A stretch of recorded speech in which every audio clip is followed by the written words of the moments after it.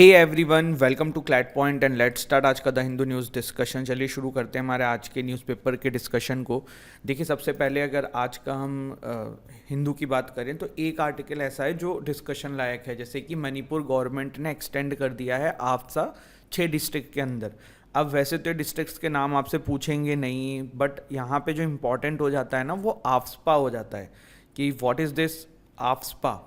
इसकी डिटेल में जानकारी आपके पास होनी चाहिए। Armed force special power act AFSPA जिसको हम बोलते हैं, तो ये अभी हम डिटेल में डिस्कस करेंगे। इसके अलावा दो बिल्कुल नए आर्टिकल हम डिस्कस करने वाले हैं। एक है सिल्वर लाइन प्रोजेक्ट का, अभी इस पे न्यूज़ आ रही थी, ये इंडियन एक्सप्रेस से उठाया है और देखिए टाइम्स ऑफ इंडिया का आर्टिकल है। Mob lynching punishable by death, life in jail और 7 years in a jail in new law which seeks to replace IPC.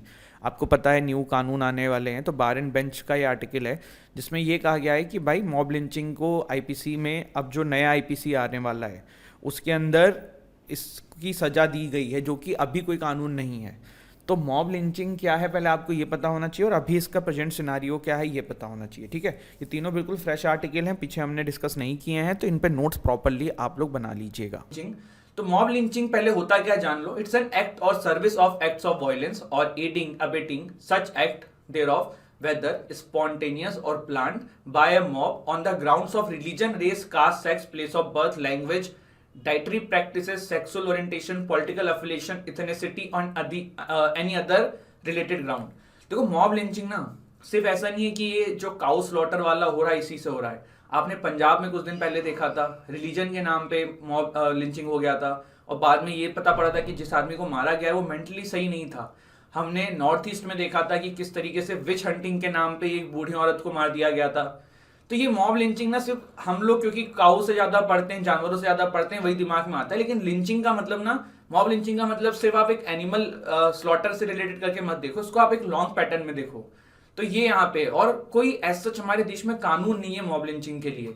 अभी आईपीसी की अगर मैं बात करूं तो आईपीसी का सेक्शन 300 एंड 302 ऑफ आईपीसी जो है वही मॉब लिंचिंग के मामलों से डील करता है। अब 302 तो यार मर्डर एंड कल्पेबल होमिसाइड वाला है, तो उससे क्या होगा।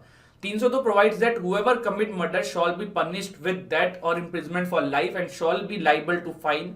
Offence of murder is a cognizable, non bailable and non compoundable offence. चलो इसको जल्दी बता देता हूं क्या होता है। देखो, कंपाउंडेबल क्या ऑफेंस होते हैं, नॉन कंपाउंडेबल ऑफेंस क्या होते हैं। Compoundable offences are those offences जिसमें आप सेटलमेंट कर सकते हो। जैसे कि भाई मेरी बीवी से डाइवोर्स का मामला चल रहा है, तो हम कोर्ट में जाने से पहले सेटलमेंट कर सकते हैं, ठीक है, इसमें सरकार का कोई नुकसान नहीं है, तो ये कंपाउंडेबल ऑफेंस है। लेकिन नॉन कंपाउंडेबल ऑफेंस लाइक जैसे मैंने किसी का मर्डर कर दिया है, तो जब भी आप किसी का मर्डर कर देते हो तो वो मामला ना फिर ए वर्सेस बी नहीं बनता है, वो बनता है ए वर्सेस सीधे स्टेट, तो वो कंपाउंड नहीं हो सकते हैं। नॉन वेलेबल आपको पता ही है, ठीक है। कॉग्निजेबल थोड़े से हीनियस नेचर के क्राइम्स को कॉग्निजेबल कहा जाता है। तो ये हमने देखा है भारत के अंदर 4 स्टेट्स के अंदर फिलहाल जो है मॉब लिंचिंग को लेकर कानून आ गया है। सबसे पहला स्टेट था मणिपुर, फिर west Bengal, then Rajasthan and अभी रिसेंटली झारखंड में आया है। अगर आपसे क्वेश्चन पूछें कौन सा रिसेंट स्टेट है जहां पे मॉब लिंचिंग के प्रति कानून आया है, तो झारखंड, ठीक है। और सबसे पहला कौन था, मणिपुर। आगे बढ़ते हैं। Prevention of mob lynching and bill 2021 इसका नाम भी है, ये भी ध्यान रखना। झारखंड में जो बिल आया है, mob violence and mob lynching bill 2021। आगे देखा कि आर्म फोर्सेस के द्वारा काफी सारे सिविलियंस को भी मृत्यु कर दी गई, जिसके बाद काफी सारा क्रिटिसिज्म होने लगा आफ्सपा का। What is AFSPA? आफ्सपा जो है ना, ये आर्मी को, सेंट्रल एंड स्टेट पुलिस को ये पावर देता है कि ऐसे एरिया जहां पे आफ्सपा लगा हुआ है, आफ्सपा लगा कहां होता है, डिस्टर्ब्ड एरियाज में लगा होता है। आफ्सपा की फुल फॉर्म होती है armed force special power act. तो डिस्टर्ब्ड एरियाज जो है ये आपकी गवर्नमेंट घोषित करती है, और उसके बाद वहां पे अगर आफ्सपा लगा होता है तो वहां की आर्म्ड फोर्सेस, सेंट्रल फोर्सेस और जो आपकी पुलिस है उनको ये पावर मिलती है कि जरूरत पड़ने पे वो किसी को शूट टू किल कर सकते हैं, हाउसेस को सर्च कर सकते हैं, किसी की प्रॉपर्टी को सीज कर सकते हैं। अगर आर्म फोर्सेस को ये लगता है कि जो बंदा है जिसके साथ वो ये कर रहे हैं वो इंसर्जेंसी कर सकता है, वो मिलिटेंट है, या फिर वो देश की सोवरेनिटी के लिए कुछ खतरनाक कुछ ऐसा कर सकता है, तो वहां पे ये चीज जो है ये पावर आर्मी को, state and central police officers को देती है। मैंने बताया आसपा जो है वो मिलिटेंसी, इंसर्जेंसी के केसेस में इन्वोक किया जाता है।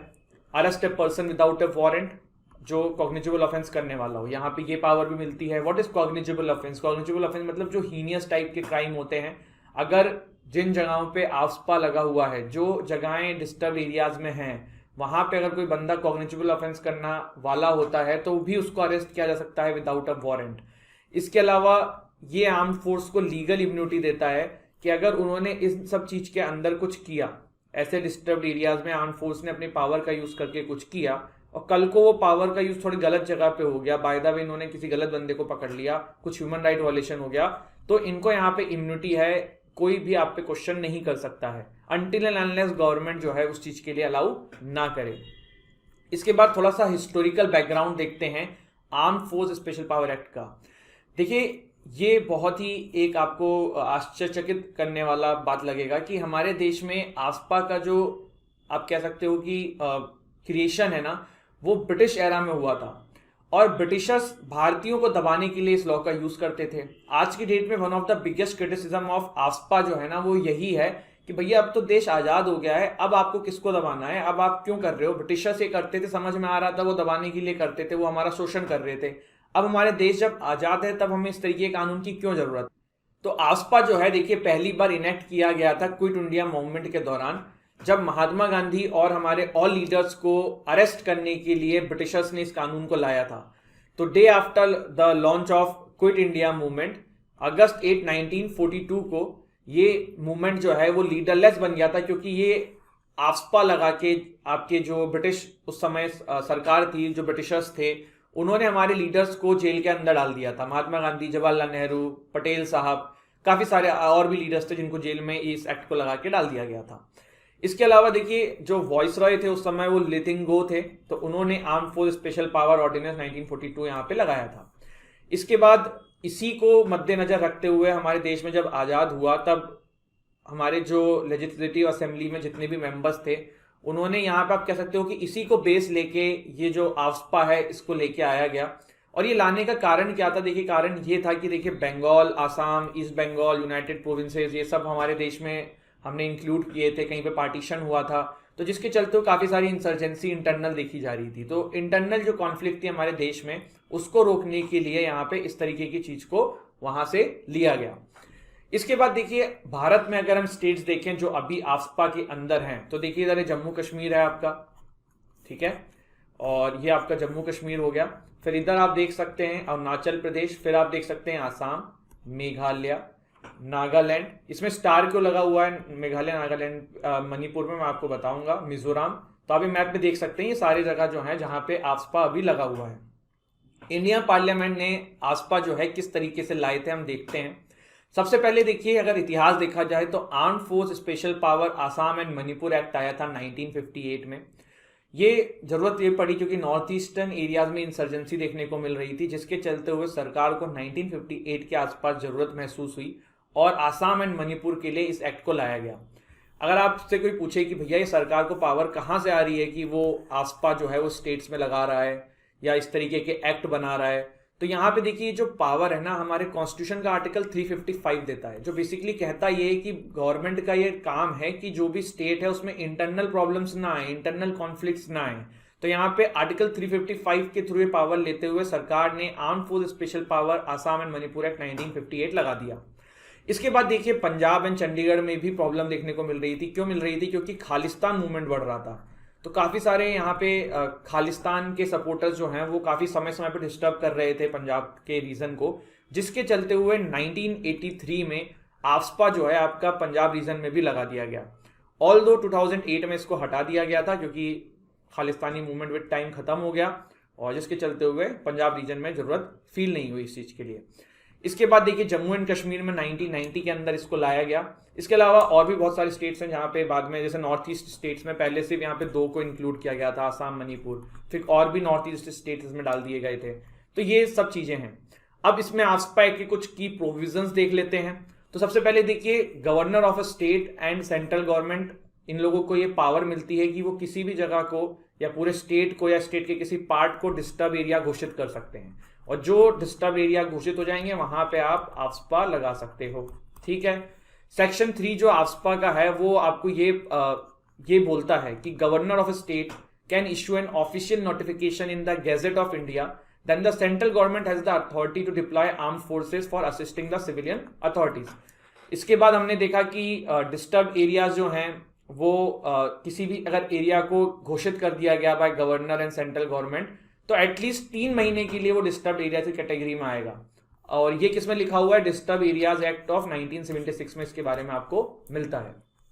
फिर देखिए सेक्शन 4 ऑफ आस्पा जो है ये आर्मी ऑफिसर्स को स्पेशल पावर देता है कि वो किसी को शूट टू किल कर सकते हैं अगर उनको लगता है, वो किसी की प्रॉपर्टी सीज कर सकते हैं अगर उनको लगता है, तो वो किसी को रोक सकते हैं, कुछ भी जांच कर सकते हैं। और इसके लिए फिर इनको इम्यूनिटी भी मिली होती है, आप इनके ऊपर एक्शंस नहीं ले सकते हो जब तक सरकार से आप परमिशन ना लो। फिर फोर्सेस कैन अरेस्ट एनीबॉडी अगर वहां पे डिस्टर्ब एरियाज के अंदर आस्पा लगा हुआ है, और किसी को कस्टडी में ले सकते हैं। लेकिन कस्टडी में लेते से ये नियम है कि आर्म फोर्स जैसे ही किसी को कस्टडी लेगी तो नियरेस्ट पुलिस स्टेशन में हैंड ओवर करना पड़ेगा आपको उस बंदे को। इसके अलावा ह्यूमन राइट वायलेशन के लिए आपको प्रोसिक्यूट नहीं किया जा सकता। अब बात करते हैं कि डिस्टर्ब एरियाज क्या है। सर आप डिस्टर्ब एरियाज कह रहे हैं, डिस्टर्ब एरियाज कह रहे हैं, तो सेक्शन 3 ऑफ आस्पा जो है ना वो डिस्टर्ब एरियाज से डील करता है। देखो एग्जाम में आपसे क्वेश्चन ये भी पूछा जा सकता है कि कौन डिस्टर्ब एरियाज जो है आस्पा एक्ट में कौन से सेक्शन से डील करता है, तो ये चीजें आपको पता होनी चाहिए। सेक्शन 3 ये कह रहा है, सेक्शन 4 आस्पा का ये कह रहा है। बहुत इंपॉर्टेंट एक्ट है जो कि इतना न्यूज में रहा है, इतना कंट्रोवर्सी में रहा है, तो क्लैट में जितने बच्चे बैठने वाले हैं उन सबके लिए बहुत इंपॉर्टेंट हो जाएगा ये। इसके बाद देखिए डिस्टर्ब एरियाज जो है वो गवर्नर ऑफ स्टेट घोषित करेगा और सेंट्रल गवर्नमेंट घोषित करेगी, दोनों लोग मिलकर करेंगे।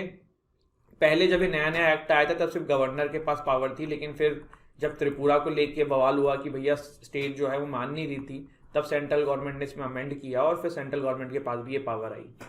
ये देखिए यहाँ पे लिखा हुआ है कि 1958 में जब ये आया था तब आस्पा में सिर्फ गवर्नर को पावर थी, स्टेट के हाथ में पावर थी, लेकिन 1978 में त्रिपुरा के लिए यहाँ पे बवाल हुआ था, तब सेंट्रल गवर्नमेंट ने ये पावर अपने हाथ में डायरेक्टली ले ली थी। इसके अलावा अगर कोई स्टेट जो है वो कहता है कि भैया हमारे यहाँ पे डिस्टर्ब एरियाज नहीं है और गवर्नर जो है भाई है और सेंट्रल गवर्नमेंट कहती है कि है, तो इनकी बात सुनी जाएगी, स्टेट की बात नहीं सुनी जाएगी। इसके अलावा एक जो सबसे बड़ी जो एक क्रिटिसिज्म होता है आपका आस्पा का कि भैया डिस्टर्ब्ड एरियाज है क्या, ये आपने एग्जैक्टली डिफाइन नहीं किया है। बेसिकली डिस्टर्ब्ड एरियाज को ऐसे ले लेते हैं कि जहां पे इंसर्जेंसी हो, सोवेनिटी डिस्टर्ब हो रही हो देश की, या इस तरह की कोई भी चीज हो करने की कोशिश हो, लेकिन एग्जैक्टली डिस्टर्ब्ड एरियाज है क्या ये कहीं नहीं डिफाइन है। तो जिसके चलते हुए ये एक लूप होल है जो समय समय पे अलग अलग सरकारें अपने तरीके से यूज करती है, जिसका काफी ज्यादा क्रिटिसिज्म होता है। अब सुप्रीम कोर्ट ने क्या इसके लिए कोई वर्डिक्ट दिया हुआ है, सुप्रीम कोर्ट की क्या गाइडलाइंस है आस्पा को लेके, तो 2016 और 2017 दो इंपॉर्टेंट केसेस जो हैं वो सुप्रीम कोर्ट के पास आए थे, जिसमें सुप्रीम कोर्ट ने अपने जो गाइडलाइंस दी उससे जो पॉइंट्स निकल के आ रहे हैं वो मैंने यहाँ पे नोट किए हैं। सबसे पहला देखिए जुलाई 8 2016 को एक लैंडमार्क रूलिंग आई सुप्रीम कोर्ट की, और उन्होंने काफी सारी चीजों में जो आर्म फोर्स को इम्यूनिटी मिली हुई थी, जो ब्लैंकेट प्रोटेक्शन था, वो खत्म कर दिया। सबसे पहले नो एक्सेसिव फोर्स, भैया जितनी जरूरत हो उतना ही लगाओ, पता पड़े किसी आदमी को मारने की जरूरत नहीं थी वहां पे आपने उसको मार दिया, ये गलत है, ये चीज नहीं होगी। Criminal courts have the jurisdiction, अगर कोई भी बंदा जो उसको लगता है कि आर्म फोर्स ने उसके साथ गलत किया है, वहां पे आस्पा लगा था, तो क्रिमिनल कोर्ट्स के पास उन केसेस को सुनने का जुरिडिक्शन होगा, जो कि पहले नहीं था। इक्वालिटी बिफोर लॉ, आप ये नहीं कह सकते हो कि वो बंदा आपको लगा कि मिलिटेंट है, इंसर्जेंट है, इसलिए आपने ऐसा कर दिया, नहीं, एक आम आदमी और उनके पास सबके पास इक्वलिटी है, तो आप सबको इक्वली ट्रीट करिए। आस्पा इज नॉट इनविंसिबल, ऐसा नहीं है कि आप कुछ भी करके बच जाओगे, ब्लैंकेट प्रोटेक्शन आपको नहीं मिलेगी। Rule of law, law is supreme, आप जो प्रिंसिपल्स हैं ह्यूमन राइट के, हमारे देश के कॉन्स्टिट्यूशंस के, इन सब चीजों को आपको सुप्रीम रखना है, मर्जी से नहीं चलेगा, ह्यूमन राइट वायलेशन नहीं हो पाएगा। पर यही बात है कि गाइडलाइंस आई, उसके बाद भी आपने अभी देखा कि मोन डिस्ट्रिक्ट के अंदर क्या हुआ है, तो ये एक अपने आप में क्वेश्चन है कि किस तरीके से चीजों को यहाँ पर डील किया जाएगा। अब आस्पा का प्रेजेंट स्टेटस क्या है, तो देखिए जम्मू कश्मीर, आसाम, नागालैंड, अरुणाचल प्रदेश के कुछ पार्ट्स में एंड मणिपुर में आस्पा लगा हुआ है। यहाँ पे समय समय पे आस्पा काफी जगहों से हटाया हुआ है, जैसे मैंने आपको पंजाब का एग्जांपल दिया। त्रिपुरा मेघालय में से 2015 में त्रिपुरा से हटाया था, मेघालय में 2018 से आस्पा हटा लिया था, इसीलिए हमने जो मैप देखा था वहां पे इनके आगे स्टार लगा हुआ था। अरुणाचल प्रदेश में से भी पार्शियली विड्रॉल कर लिया गया है आस्पा को। तो ये बेसिकली हमने कुछ चीजें जानी। अब इसकी कुछ सॉल्यूशन है, और सॉल्यूशन से पहले ना एक बहुत ही इंपॉर्टेंट एक केस था, जिसके बाद एक कमेटी बनी थी जिसका नाम था जीवन रेड्डी कमेटी। तो हम थोड़ा सा ना उस केस के बारे में जरूर जानेंगे जब भी आस्पा की बात होती है, और थांगजम मनोरमा का नाम ना आए तो ये अपने आप में एक बहुत गलत बात हो जाएगी। थांगजम मनोरमा जो है ना, ये एक आपके विक्टिम है जिनको आसाम राइफल्स ने 2004 में अरेस्ट किया था, और कहा यह जाता है कि इनका इनकाउंटर कर दिया गया था क्योंकि भागने की कोशिश कर रही थी। लेकिन इसमें एक थ्योरी और आती है, वो ये आती है जब रिपोर्ट आई और बहुत सारे लोगों के अलग अलग जगहों पे चीजें देखने को मिली, तो ये कहा जाता है कि इनका जो है आसाम राइफल्स ने गैंगरेप किया था और फिर इनको मार दिया गया। इवन मैं भी इनके बारे में पढ़ रहा था एक दिन, तो मैंने देखा कि पढ़ा ये कि जब इनकी बॉडी मिली थी तो उसमें जब 6 बुलेट्स इनके बॉडी से आर पार हुई थी, बट उसमें से ब्लीडिंग नहीं हो रही थी, तो मतलब ऐसा प्रतीत हुआ कि बाद में बुलेट डाली गई हैं। तो ये एक अपने आप में बहुत कंट्रोवर्सी रही थी। और इसी के बाद एक कमेटी बनाई गई थी जिसका नाम था जीवन रेड्डी कमेटी, और उन्होंने सजेस्ट किया था कि रिपील कर दो आफ्सपा को, खत्म कर दो। इसके अलावा और क्या सॉल्यूशंस हो सकते हैं, तो पहला तो यही है रिपील कर दो आफ्सपा को। दूसरा क्या है, अमेंड कर दो ये डिस्टर्ब एरियाज जो आपने कर रखे हैं, इसको डिफाइन कर दो कि हाँ यार ये चीज डिस्टर्ब एरियाज में आएगी और यही आएगी, इसके अलावा कुछ नहीं आएगी। कमिटीज जो हैं वो स्टैब्लिश करिए और फिर उनका ये काम करिए कि भैया वो देखें, नेशनल लेवल पे देखें, डिस्ट्रिक्ट लेवल पे देखें कि जहां जहां पे आफ्सपा लगा हुआ है ढंग से काम हो रहा है कि नहीं हो रहा है, आर्म फोर्स जिम्मेदारी ले रही है नहीं ले रही है, डिले ना हो। अब जैसे ये मोन डिस्ट्रिक्ट वाला मामला है, अब इसको फाइनल कर देना चाहिए अब तक 10-15 दिन के अंदर कि आखिर में क्या था मामला, लेकिन अभी चल रहा है, जांच चल रही है, देखते हैं कब होता है। तो दीज आर सम सॉल्यूशन जो इसके लिए किए जा सकते हैं। और ये था हमारा आफ्सपा जिसके बारे में हमने सुना। अगर आपने हैदर मूवी देखी होगी ना, तो हैदर मूवी के अंदर शाहिद कपूर आफ्सपा करते हैं। तो ये देखिए वही वाली बात है कि देखिए जरूरत भी है, आफ्सपा की जरूरत है, इसमें कोई डाउट नहीं है, एक बहुत रीजनेबल मैन की तरह अगर हम बात करें। लेकिन जो कुछ इसमें ब्लैंकेट प्रोटेक्शन है ना, उसे खत्म करने की बहुत जरूरत है। तो वो अगर नहीं होगा तो दिक्कत है। तो जीवन रेड्डी कमेटी ने यहाँ पे यही सजेस्ट किया था कि आप आफ्सपा को हटा के सीआरपीसी के अंदर, आईपीसी के अंदर कुछ ऐसे प्रोविजंस डालो जो आर्म्स फोर्स को प्रोटेक्शन दे और वो इस तरीके के सिचुएशंस में चीजों को टैकल कर है। कासरगोड से लेके तिरुवनंतपुरम तक ये आपका ट्रैक बिछाया जाएगा। अब पहले तो जानते हैं क्या होता है इको सेंसिटिव जोन, क्या है वेस्टर्न घाट। देखिए वेस्टर्न घाट जो है हमारा, एक डिमांड काफी समय से उठती है कि इस पूरे एरिया को इको सेंसिटिव जोन की तरह जो है वो घोषित कर दिया जाए। अब इको सेंसिटिव जोन क्या होता है, देखो इको सेंसिटिव जोन के अंदर अगर कोई भी चीज को डाल दिया जाए तो फिर उसमें कुछ लिमिटेशंस लग जाती हैं। आप उस एरिया के अंदर काफी कुछ नहीं कर सकते, जैसे कि कंस्ट्रक्शन का काम नहीं हो सकता, डेवलपमेंट का काम नहीं हो सकता, वहां पे और भी बहुत सारे तरीके की, जैसे आप वहां पे पेड़ नहीं काट सकते हैं। और इको सेंसिटिव जोन जो है वो किसी भी जगह से मिनिमम जो है वो आपका 100 मीटर के रेंज से स्टार्ट होता है और मैक्सिमम आप 10 किलोमीटर तक उस जगह से कर सकते हो। जैसे कि मान लो ये पेड़ है, इसको हमने घोषित कर दिया कि इको सेंसिटिव जोन है, तो ये मिनिमम इस एरिया को हम चूज कर सकते हैं कि 100 मीटर का एरिया जो है वो इको सेंसिटिव जोन के अंदर आएगा। बट मैक्सिमम इसको आप 10 किलोमीटर तक भी खींच सकते हो इसकी रेडियस को, और फिर उसकी चारों तरफ का जो पूरा का पूरा सर्कल बनेगा वो इको सेंसिटिव जोन के अंदर आएगा। तो ये बात यहाँ पे है कि वेस्टर्न घाट्स को जो है कसरंगन कमेटी और गडगिल कमेटी बनाई गई थी कि वेस्टर्न घाट्स को प्रोटेक्ट कैसा किया जाए। वेस्टर्न घाट जो है काफी रिच आपका पूरा का पूरा एक, आप कह सकते हो कि काफी सारे पेड़ पौधे हैं वहां पे, और किस तरीके से उसको प्रोटेक्ट किया जाए ये बात होती रहती थी। तो गडगिल कमेटी और कसरंगन कमेटी वेस्टर्न घाट के प्रोटेक्शन के लिए बनी थी, और दोनों ने ही अपने अपने इस पे पॉइंट्स रखे थे जो कि बिल्कुल एक दूसरे के अपोजिट थे।